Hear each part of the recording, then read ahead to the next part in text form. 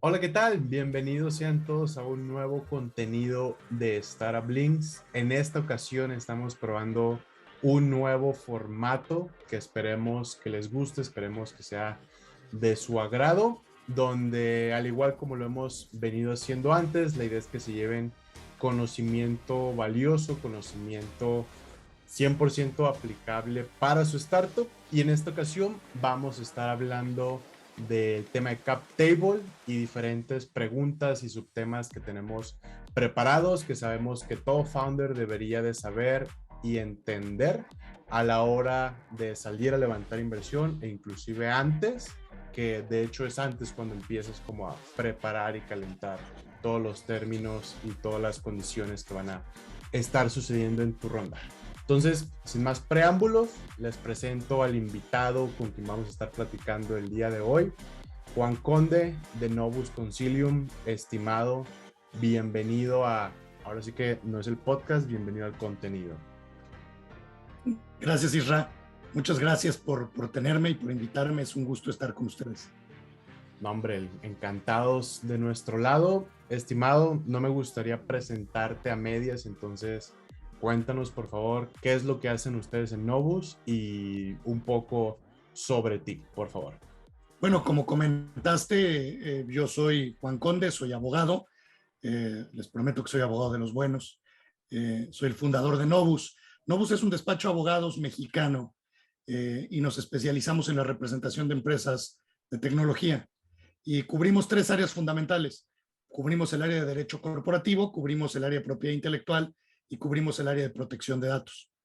Y esta experiencia es la que nos ha dado, o esta especialización es la que nos ha dado la experiencia para poder asesorar empresas de tecnología en temas relacionados con Venture Capital, en donde ya tenemos más de 10 años de experiencia. Entonces, espero que un poco de la experiencia que hemos acumulado en este tiempo, pues les ayude en esta sesión. Va, buenísimo. Muchas gracias, Conde.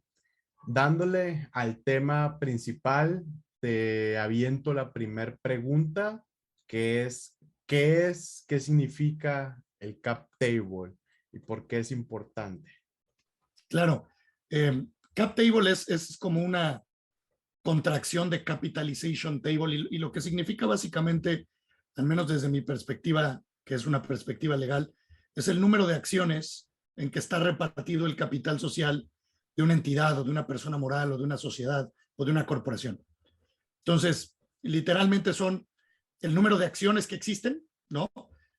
Para la banda que no es abogada, siempre me gusta explicarle que el capital social es el dinero que le ponen los socios o los founders a un proyecto, a una persona moral, y ese capital social está amparado por una serie de certificados o por una serie de piezas que se llaman acciones o partes sociales y que básicamente lo que hacen es que representan los derechos de socio o los derechos que tienen los socios o accionistas dentro de esa persona moral.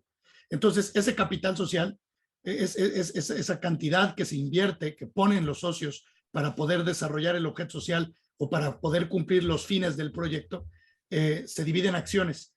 Y el número de acciones en que se divide ese capital social es a lo que conocemos como el cap table, ¿no? O sea, es cuántas acciones son, qué clases de acciones son, quién las tiene, quién pagó por ellas y cuánto pagaron por ellas, etcétera, etcétera, etcétera. Bien, entonces mencionabas ya clases de acciones. Esa es mi siguiente pregunta. Tipos de acciones que existen o que podemos encontrarnos en un cap table. Mira, la verdad es que de manera general podemos decir que existen en Venture Capital dos clases de acciones, que son las acciones ordinarias, o lo que en inglés se conoce como common stock, y acciones preferentes, lo que en inglés se conoce como preferred stock o preferred shares, ¿no?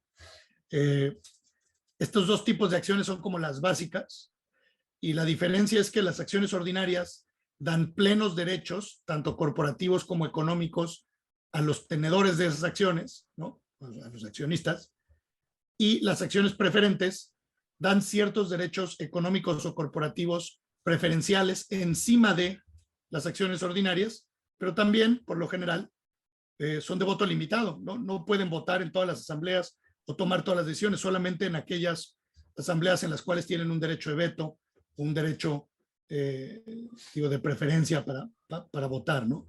Entonces, de manera general, tenemos acciones ordinarias y tenemos acciones preferentes. Las acciones ordinarias, por lo general, son para los founders y las acciones preferentes, por lo general, son para los inversionistas. Ok, que justo vamos a ahondar un poco más en estos temas de acciones ya aplicado a la hora de levantar en un siguiente contenido hablando justo de términos de inversión. ¿Qué porcentaje recomiendas o consideras tú como estándar que una empresa debe dar de su empresa en cada una de las rondas? Digo, como tal, no hay una respuesta única, ¿no? Sí hay parámetros de lo que se considera un estándar en el mercado, pero antes de abordar los porcentajes, me gustaría hacer una reflexión para que la gente que nos esté escuchando pueda entender mejor el concepto, si es que todavía no lo tiene muy fresco. Y el tema importante o el tema aquí a ver es qué pasa cuando un startup está levantando capital, ¿no? Y por lo general o por regla general, la startup empieza con 2 o 3 founders y supongamos que tiene, no sé, 1 millón de acciones. Supongamos que empezó porque ellos decidieron empezar con 1 millón de acciones repartidas entre los, digamos, 3 founders y ellos tienen el 3%. Cada uno tiene una tercera parte, pero entre los 3 tienen el 100% de las acciones comunes. Y el día de mañana que llegue un inversionista que haga una inversión directo a capital, ahorita no nos vamos a meter en inversiones convertibles, conforme vayamos avanzando tendremos otra sesión donde analizaremos eso, pero por ahora es importante, vamos a pensar que solamente vamos a emitir nuevas acciones, ¿no? Que va a ser una inversión a capital. Entonces tenemos 1 millón de acciones, cuando levantamos el capital y entra nuevo dinero, a la hora que la entidad recibe el dinero, a cambio de ese dinero, tiene que emitir nuevas acciones. Entonces, nosotros como abogados emitimos nuevas acciones y esas nuevas acciones las suscribe y las paga el inversionista que está entrando. Y entonces tú empezaste teniendo, digamos, 1 millón de acciones y suponte que el inversionista llegó e invirtió, por decir algo, 10 millones de dólares y tú le diste para amparar esos 10 millones de dólares 500,000 acciones, ¿no? Entonces técnicamente lo que vas a hacer es que vas a aumentar el capital social, vas a emitir 500,000 acciones extras, ya no vas a tener 1 millón, ya vas a tener 1,500,000, de las cuales 1 millón van a estar controladas por los founders y las nuevas 500,000 van a ser propiedad del inversionista. Y así el porcentaje se mueve. Inicialmente tú tenías 100% como founders, ahora el inversionista básicamente va a tener una tercera parte de ese 1,500,000 porque tiene 500,000 de 1.5 y entonces 2 terceras partes, el 66.666%, le queda a los founders. Entonces es importante hacer esta mención porque es importante que tengan en mente que cada que se aumenta el capital, se reacomodan los porcentajes porque emites más acciones. Y entonces aquí ya hace sentido la pregunta que nos hace Isra, ¿no? O sea, ¿cuánto porcentaje tengo que dar? No es que tenga mi 100% y de ese 100% vaya a vender un 20%, no, es que voy a emitir nuevas acciones y del nuevo total va a quedar el porcentaje repartido. Y entonces, viéndolo desde ese punto de vista, el objetivo principal es que los fundadores tengan primero en mente y tengan muy claro cuánto dinero necesitan para saber cuántas rondas tienen que levantar, para efectos de que cuando levanten todo ese dinero, se queden con un porcentaje considerable, ¿no? Con el que ellos se sientan cómodos como parte de su empresa, porque van a ir perdiendo propiedad de su empresa conforme vayan avanzando. Entonces, siempre es importante en las primeras rondas o conforme vas avanzando, ir cuidando el porcentaje que te va quedando para futuras rondas, ¿no? Entonces, habiendo dicho esto, como por regla general, casi siempre tenemos que en una serie semilla se recomienda no dar más del 15 o del 20%. En una serie A se recomienda no dar más del 25 o del 30%. En una serie B se recomienda igual no dar más entre el 20 y 25%. Y así sucesivamente, ¿no? Ir vendiendo a partir de serie C, serie D, serie E, pues entre menos porcentaje se vaya vendiendo, mejor, ¿no? Entre menos del 15% se vaya vendiendo. Ahora, tampoco vean estos porcentajes como la regla, ¿no? Tampoco es como que tenga que ser así, si no ya ya está mal su empresa. No, pero lo que es importante entender es que si venden mucho porcentaje al principio, porque negociaron una evaluación muy baja, porque recibieron, ¿no? Una inversión muy alta, etcétera, conforme van vendiendo, van a ir dejando de tener porcentaje para vender en las futuras rondas. Entonces, más que fijar un porcentaje único, creo que entender esta forma en la que funciona les puede ayudar mucho. Buenísimo, gracias por el contexto, estimado, que creo que sí es importante lo que mencionas y como lo resumes de realmente estás aumentando esa cantidad de acciones que existen y sobre eso es como haces la división de qué porcentaje tiene cada quien. Am, asumiendo que como founders la regamos, no sabíamos, es nuestra primera empresa y dimos 40% a X inversionista. ¿Existe manera de solucionar esto o qué figuras, qué procedimientos has visto allá afuera que las startups realizan cuando de que, oye, vamos a reestructurar el cap table para solucionar esta parte? Claro, mira, todo tiene solución. Si ustedes ya vendieron mucho porcentaje, eh, tampoco se trata de que ya den todo por perdido. Siempre hay soluciones. Nada más que es importante que tengan estos conceptos frescos o estos temas en mente antes de levantar capital, porque siempre lo mejor es no estar en esa situación, ¿no? Pero si ya estás en esa situación por la razón que quieras, pues tampoco es el fin del mundo. Y hay muchas estrategias que puedes usar para ir corrigiendo esto. Una de las estrategias que puedes hacer generalmente es cuando vas avanzando en las siguientes rondas, pasa mucho que los siguientes fondos de inversión, conforme más sofisticados se vuelven, empiezan a tener dudas con el cap table y empiezan a tener conversaciones con los founders en donde les condicionan la inversión siempre y cuando reestructuren o reconfiguren o remodifiquen el cap table. Y muchas veces esto se hace a través de recompras, ¿no? O sea, al final del día, la única forma en la que tú tienes para sacar a un inversionista o restarle el porcentaje a ese inversionista, o la forma que generalmente más se usa, es recomprándole al inversionista eso que invirtió, es regresándole ese dinero al inversionista. Muchas veces para tener una buena negociación se regresa ese dinero más un premium para que el inversionista deje ir ciertas acciones y se reestructure el cap. ¿No? Si a lo mejor el inversionista tenía 40%, le dices, oye, quiero que te quedes, pero quiero que te quedes nada más con el 20%, te voy a recomprar el 20%, ¿no? Y muchas veces puedes usar un poco del dinero que te cae en la nueva inversión para hacer esas recompras. No es algo que tienes que negociar con el lead investor en tu siguiente ronda, porque obviamente tienes que hablar con él y ser muy claro que ese dinero va a ir para esas recompras. Y muchas veces los lead investors están de acuerdo en que uses parte de ese dinero para esas recompras, porque al limpiar el cap table, ellos aseguran que vas a poder seguir levantando capital, porque el riesgo real es que te quede tan poquito porcentaje a ti como founder que un posterior inversionista diga, ¿sabes qué? Yo no le voy a entrar porque te voy a dejar con tan poco porcentaje que no estoy seguro que vayas a seguir motivado a trabajar por tan poquito recompensa. Y entonces muchas veces muchos fondos deciden no entrarle. Y todos los fondos que entraron antes, pues ahí van perdiendo también. Porque tú como fondo, si entras antes, quieres instintivamente que entre una siguiente ronda si es que el proyecto necesita más capital para seguir creciendo. Porque si el proyecto crece, el valor de tu acción crece. Entonces, de alguna manera, algunos fondos te ayudan a limpiar el cap table y puedes irlos recomprando. Hay otras formas de hacerlo también que quizá no son tan amigables, pero hay veces que algunos founders deciden hacerlas, como pueden ser los stock splits o movimientos corporativos de reclasificación del capital social, en muchos casos. No me voy a detener a hablar de esos porque también es cierto que pueden ser muy variados y no son tan comunes, pero es importante que sepan que existen.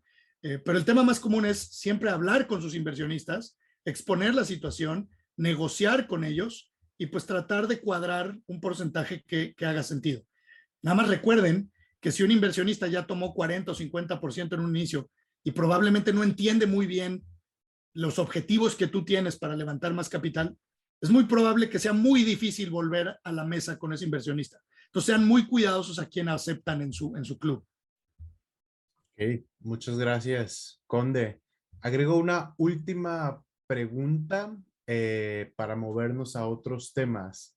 ¿Es posible, y no sé si eso quepa dentro de los dos términos que nos mencionaste, es posible que más que hacer una recompra pueda ser como un ceder de las acciones de que, oye, pues tal cual, no va a haber una transacción económica significativa, sino más bien yo que tengo el 40 voy a literal ceder o regresar a la empresa X porcentaje? ¿Eso se puede? Puedes hacer una transmisión gratuita, desde luego.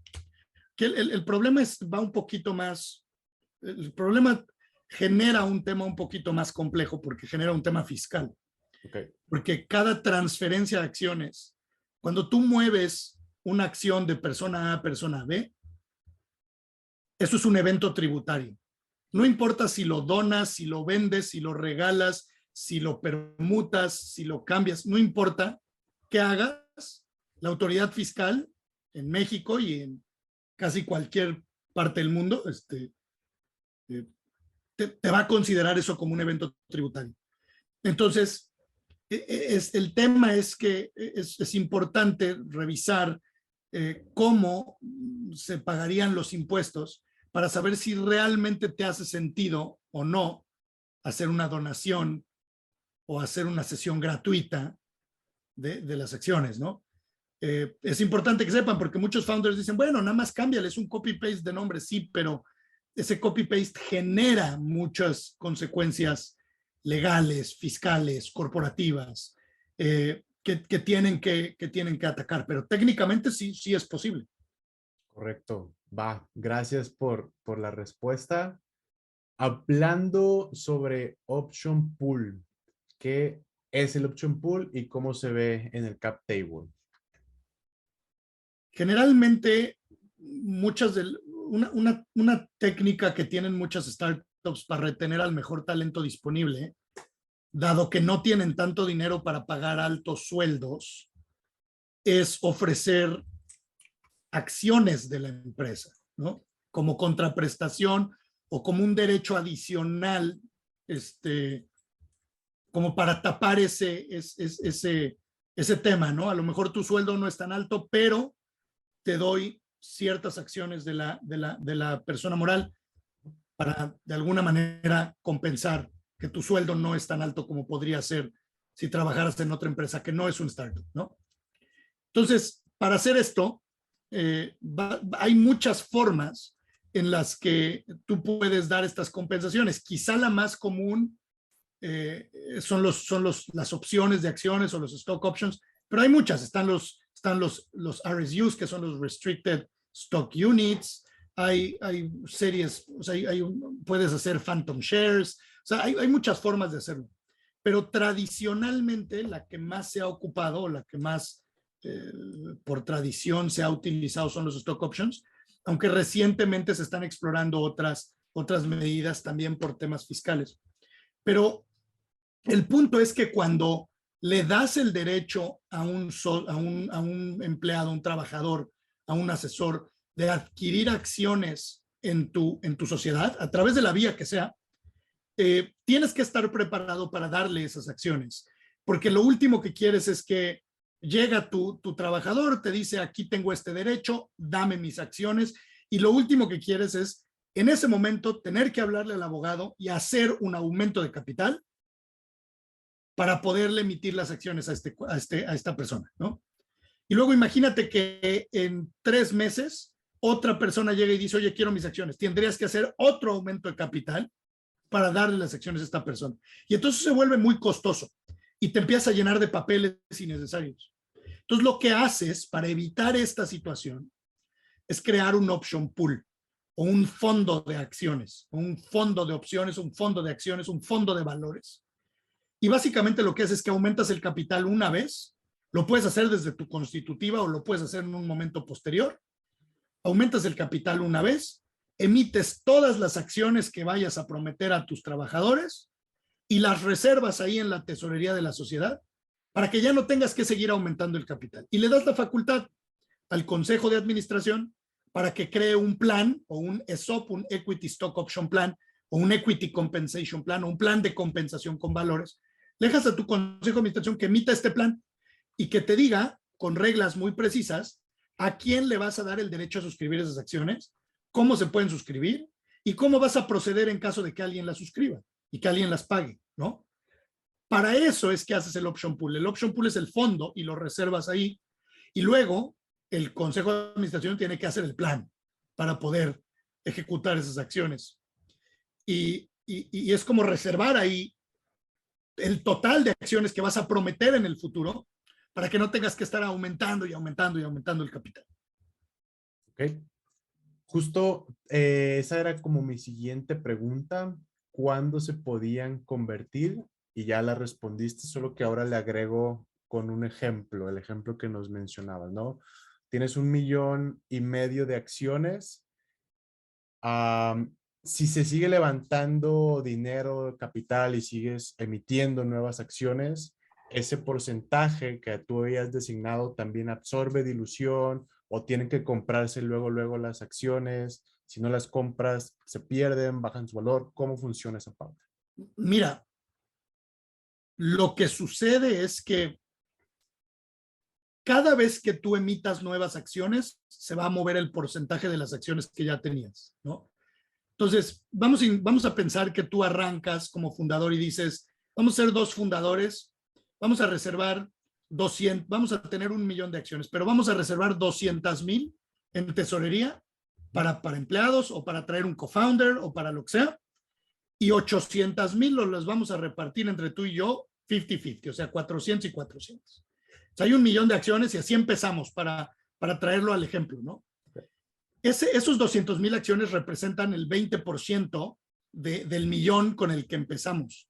Pero el día que nosotros aumentamos el capital y metemos 500,000 acciones, ese 20% va a ser menor, pero siguen siendo 200,000 acciones. Entonces, imagina que nosotros prometimos a un co-founder que le íbamos a dar el 10% de ese millón que nosotros tenemos antes de levantar capital.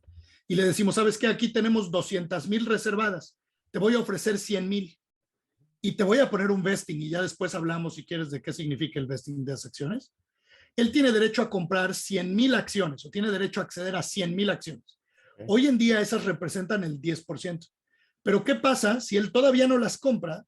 Todavía no las ha comprado porque su vesting todavía no madura o porque no las quiere comprar o por la razón que tú quieras. Y tú levantas capital y emitimos las 500,000 acciones nuevas. Nuestro cofundador pues ya no va a tener el 10%, pero va a seguir teniendo el derecho a comprar 100,000 acciones. Ese número de acciones no se mueve. Y entonces, lo que tenemos que entender es que, aunque el porcentaje cambie, porque ya nuestro total es más grande, sigues teniendo derecho al mismo número de acciones. Si en 3, 4 años que se cumplió el vesting, nuestro cofundador dice, ¿sabes qué? Aquí está el dinero, quiero ejecutar el stock option, o quiero que ya me des mis acciones, o la razón que tú quieras, él va a recibir 100,000 acciones. A lo mejor esas 100,000 acciones no representan el 10% en 4 años, a lo mejor representan el 5% o el 2%, pero siguen siendo las mismas 100,000 acciones. Por eso es bien importante cuando ustedes como fundadores hacen o negocian temas de cap table con empleados, con inversionistas, con personas a los que les venden a PIX o inversiones convertibles, etcétera, que intenten no hablar en porcentajes. ¿Por qué? Porque uno es muy fácil pensar, tú me prometiste el 10% y según yo tengo que tener el 10% siempre, toda la vida, hasta el día que nos muramos o hasta el día que la empresa se venda. Pero realmente no funciona así, realmente tienes el 10% del cap table, o de, como decimos los abogados, del fully diluted cap table, o de la capitalización diluida a la fecha de hoy. Tienes el 10% del cap table de hoy. Nada te garantiza que esas 100,000 acciones van a ser más porcentaje o menos porcentaje, probablemente menos, en el futuro. O sea, nada te garantiza que eso siempre va a ser igual, ¿sabes? Lo más probable es que ese porcentaje se vaya moviendo. Y eso todas las personas que tienen acciones en una entidad tienen que estar conscientes de esta máxima de vida. Yo lo que le digo a la banda de emprendedores son matemáticas. O sea, no hay manera que no que esto no vaya a suceder, esto va a suceder. Entonces, por eso no se claven en porcentajes. Buenísimo. Que al final del día ese porcentaje, aunque es menor, el valor por acción multiplicado es muchísimo mayor que el original 10%. Esperas que así sea, ¿no? En el mejor de los escenarios así Sí, es, es ¿no? correcto. Si te va mal, pues no va a ser así, pero vamos a pensar que nos fue muy bien y efectivamente tú tienes el 1%, pero ese 1% de esta nueva empresa grande vale más que el 10% inicial, ¿no? Que te prometieron cuando te incorporaste. Entonces, definitivamente, así funciona. Correcto. Súper. Mencionaste justo un término que es la siguiente pregunta y que es el vesting, tal cual. ¿Qué es el vesting? ¿Para qué sirve? Y ahorita avanzamos con más sobre este tema. Sí, mira, siento que la palabra vesting se ha popularizado mucho y mucha en los hubs de emprendimiento y todo esto en Latinoamérica, todo el mundo, oye, el vesting, el vesting. Pero me interesa mucho como abordar realmente qué significa, ¿no? Y realmente el vesting es el tiempo que tardas en adquirir un derecho. Los abogados en México lo llamamos, es una modalidad de una obligación. Así se llama jurídicamente en México. Y puede ser una condición o puede ser un plazo. Una condición es un acontecimiento futuro que no sabemos si va a pasar, o un plazo es una fecha cierta que en algún momento debe de llegar. Entonces vamos a decir algo, con esto que ahora viene el Mundial de Fútbol, yo te podría decir, ¿sabes qué? Digo, esto no es estándar, pero es para ejemplificar. Te voy a dar 10,000 acciones de mi entidad, siempre y cuando México sea campeón del Mundial del Fútbol. Es una apuesta muy sencilla para mí, porque dudo mucho que la selección mexicana gane el Mundial. Pero bueno, ojalá que sí para los que les gusta el fútbol. Como no sabemos si eso va a suceder o no, aunque es muy probable que no suceda, pero no sabemos si eso va a suceder. Eso se llama una condición, es un acontecimiento futuro que no sabemos si va a suceder, pero del cual depende que tú generes el derecho de adquirir las acciones de mi empresa. ¿Me explico? Sí. También te puedo decir, oye, yo te voy a dar el derecho a que suscribas 10,000 acciones de mi persona moral, pero te las voy a sujetar a un plazo de 4 años. Y a ese plazo de 4 años es a lo que se le conoce como vesting. Entonces, un plazo o una modalidad o un tiempo que tiene que pasar o que tiene que madurar para que tú puedas ejecutar un derecho. Tú tienes el derecho de comprar ciertas acciones, pero ese derecho no va a ser exigible o no lo vas a poder exigir hasta que no se cumpla el plazo o la condición que le pusimos. Y ese plazo o esa condición es lo que comúnmente los americanos llaman vesting, o nosotros a lo que nos referimos como vesting en el marco de acciones para trabajadores o para empleados de un startup. ¿Cómo se ve el vesting? ¿Es un papel? ¿Es un acuerdo? ¿Cómo se ve ya Muy buena pregunta. Generalmente es un contrato. Okay. Es un contrato y son cláusulas que vienen en un acuerdo que se llama es un contrato de suscripción de acciones. Entonces imagínate que cuando cualquier persona suscribe acciones de una entidad, ¿no? La manera más general para suscribir acciones ordinarias es, ¿sabes qué? Aquí está el dinero, te enseño mi comprobante de transferencia y pues ya eso hace las veces de un acuerdo de suscripción. Pero muchas veces eso no es lo ideal. Muchas veces hay que hacer un contrato en donde diga, oye, yo me obligo a pagar estas acciones, o sea, me suscribo a estas acciones, me obligo a pagarlas en 15 días, en 20 días, en 3 tranches, etcétera, ¿no? Sí. Y además acordamos que voy a tener ciertos derechos o ciertas restricciones. Y hay una cláusula que es la cláusula de vesting o la cláusula de condiciones, en donde a lo mejor puedes poner, ¿no? Cuando suscribes la acción, tienes una cláusula que dice un derecho, que contiene un derecho de recompra, por ejemplo, en donde dice durante este plazo de 4 años, ¿no? Que es el estándar, yo como empresa o como entidad o como persona moral te puedo recomprar esas acciones y tú no te puedes negar. Yo nada más te deposito el valor nominal y te las recompro, ¿no? Eso es una forma de instrumentar un vesting. Es una forma de instrumentar un vesting cuando ya tienes las acciones suscritas. Pero hay otras formas. Por ejemplo, en los acuerdos de stock options, cuando tú le das un stock option a un empleado, tienes que firmar un contrato, un acuerdo de stock option, en donde diga yo te estoy dando el derecho a suscribir estas acciones a tanto precio, y ahí le vas a poner una cláusula de plazo o de vesting o una modalidad, ¿no? Y vas a decir, tú no puedes ejecutar estas acciones o no puedes suscribir o pagar estas acciones, sino hasta que pase tantos años o tantas condiciones o tantos, etcétera, ¿no? Lo que sea que hayas pactado. ¿Qué es lo estándar? Es un plazo de 4 años con un año de cliff, que podemos platicar a fondo qué significa eso, pero un poco para entender el concepto de cómo se ve reflejado, lo vas a ver en una cláusula dentro de un contrato que regula los valores o los stock options o las acciones o los RSUs que estás recibiendo. Buenísimo. Y todo esto lo tiene que hacer un abogado, ¿correcto? Para no inventarnos cosas. Mira, yo te diría que sí. Y no solamente un abogado, sino un abogado que sepa de esto, o una abogada que sepa de esto, que tenga experiencia, porque este tipo de acuerdos son acuerdos corporativos y de derecho corporativo muy especializados. Fíjate, la mayoría de mis colegas sabe manejar una sociedad anónima, por ejemplo, de capital variable, y conocen la Ley General de Sociedades Mercantiles.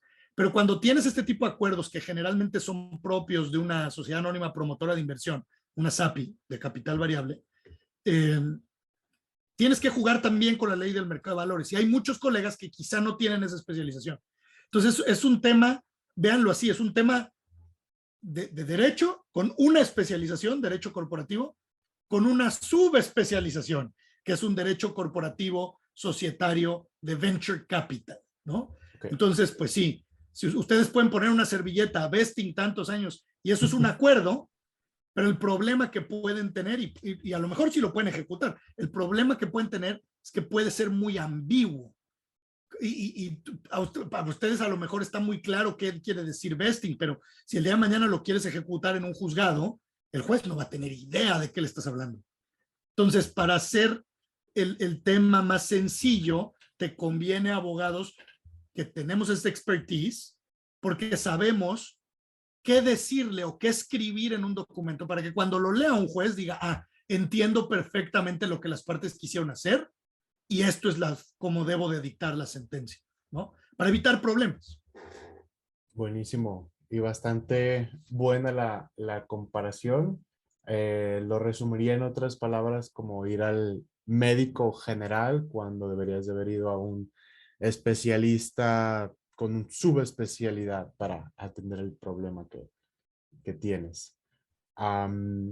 Justo, si nos cuentas qué es el Cliff y ahorita pasamos rapidísimo a Founders Agreement.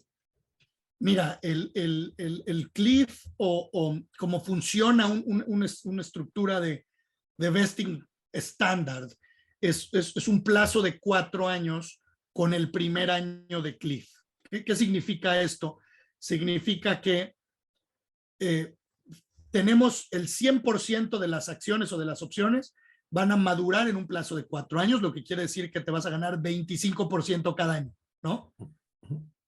El cliff significa que el primer año te vas a ganar el 25% el día que se cumpla el primer aniversario.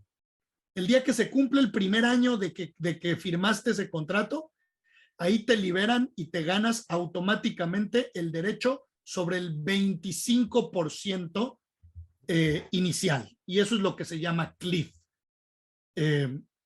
Ahorita explicamos por qué. ¿Qué sucede después de eso? Sucede que a partir del día 1 del año 2, vas a empezar a madurar y a ganarte las acciones no por año, sino por mes. Un 36avo de lo que resulte de ese 75% vamos a cerrarlo a 100. Ya tienes 25 acciones el primer año y cada mes te vas a ganar, digamos, un 36avo de esas 75 acciones que quedan mensualmente hasta que se cumplan los 3 años finales, ¿no? Entonces, el cliff lo que hace es que difiere a un año tu primer 25%. En lugar de que lo empieces a ganar mensualmente, porque generalmente los stock options o los RSUs o los vestings van madurando, se van extinguiendo mensualmente, porque tú trabajas mensualmente, ¿no? Como empleado.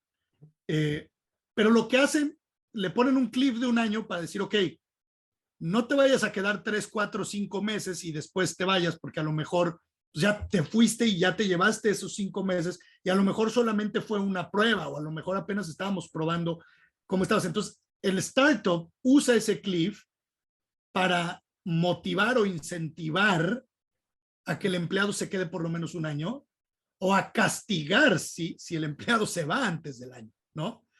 Y digo, suena muy, no quiero hacer, no quiero juzgar de buenas o malas o políticas, solamente te estoy diciendo que por eso el estándar es ese cliff de un año y que eso es lo que significa. A partir de ese cliff o a partir de ese plazo de un año, los empleados ya van a empezar a adquirir los derechos mensualmente. Entonces, si tú trabajas por un año y 6 meses, ¿no? Tienes derecho a el 25% y luego lo que mensualmente te correspondería por esos 6 meses.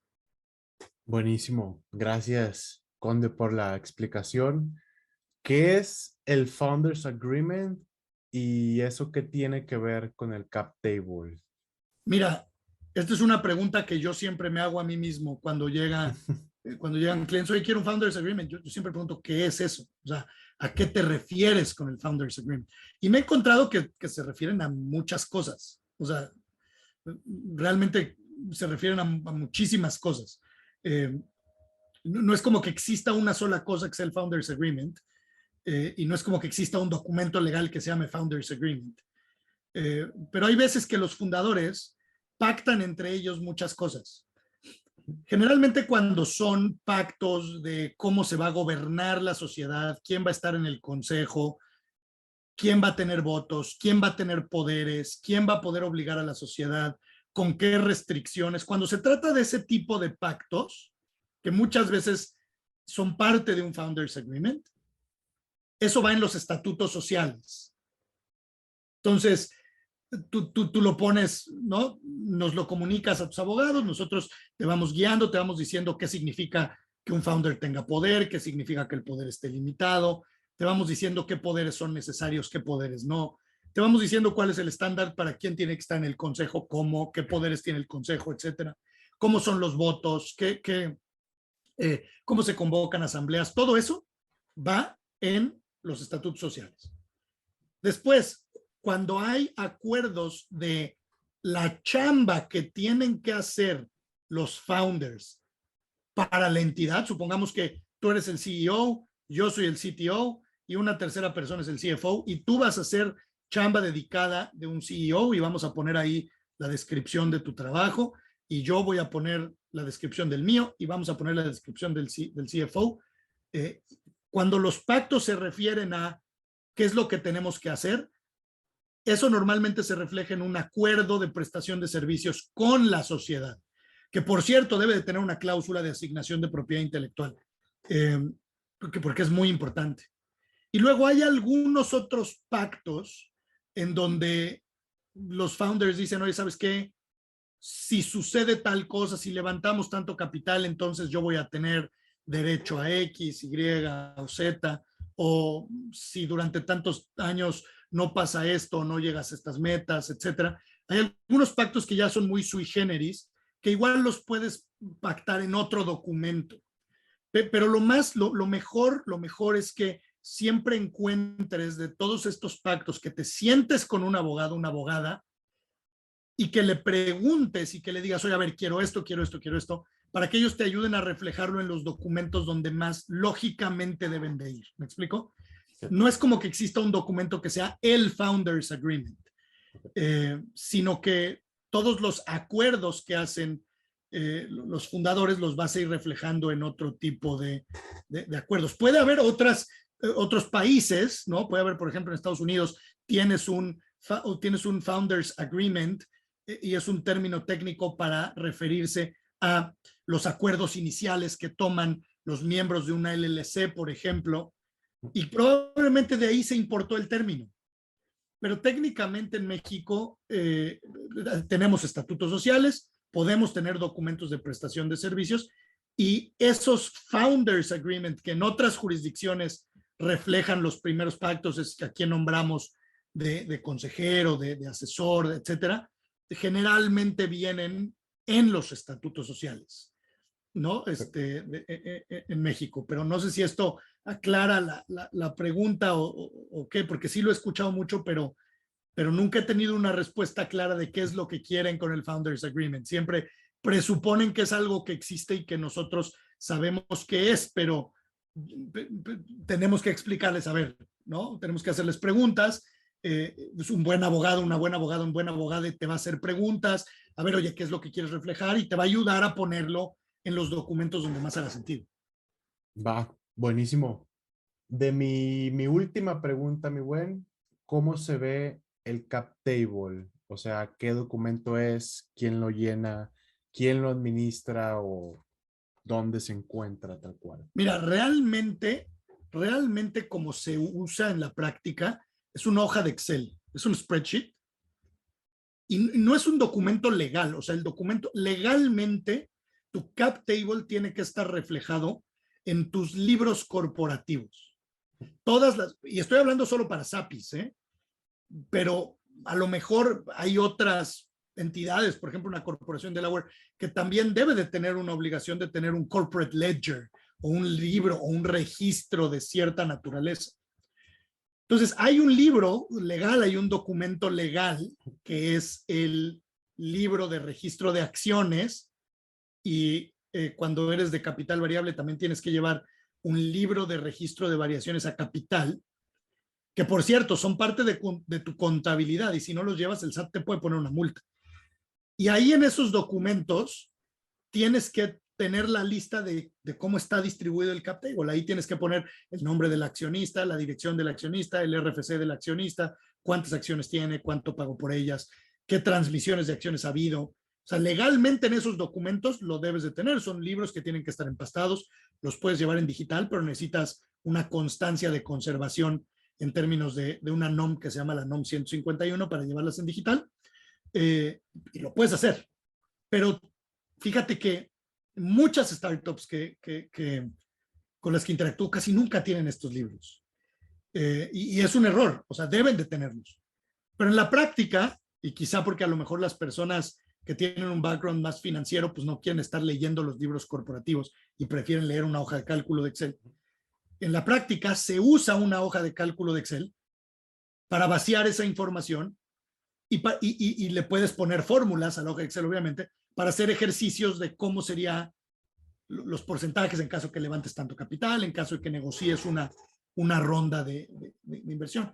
Entonces, digo, legalmente tiene que estar en los libros, pero prácticamente se ve reflejado en una hoja de Excel, ¿no? Y en esa hoja de Excel viene toda la historia. Y es lo que mucha gente llama cuando ya son números finales, es lo que ahorita se está poniendo muy de moda llamarle el pro forma cap table, ¿no? O sea, le dicen mándame tu pro forma, ¿no? Y sabes que se refieren a esta hoja de Excel en donde viene cómo está la capitalización de tu entidad y en donde viene cuánto dinero entró, cuántas acciones hay, etcétera. Buenísimo. Estimado, ¿algo más que gustes abordar o agregar sobre cap table que deberían de saber todos los founders? No, yo creo que cubrimos todos los puntos. Buenísimo. Un call to action, por favor, ¿dónde pueden saber más información sobre ustedes o encontrarlos si tienen más dudas?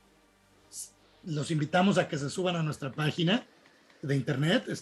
Nuestra página es novus.lo, es novus.derecho, novus.ley en inglés. Pero también nos pueden seguir en redes sociales. Las cuentas del despacho son @novusconcilium. O me pueden seguir a mí personalmente en Twitter. Mi cuenta es @lawyercount. Y ahí pues pueden ver, porque compartimos muchos recursos sobre estos temas que creo que les pueden ser muy interesantes. Entonces, si quieren ir a más profundidad, síganos. Y ahí con mucho gusto van a encontrar recursos que exploran un poquito más estos temas que platicamos hoy. Buenísimo. Despedimos el tema. Muchísimas gracias, Conde, y nos vemos en un siguiente tema para hablar de más cosas legales.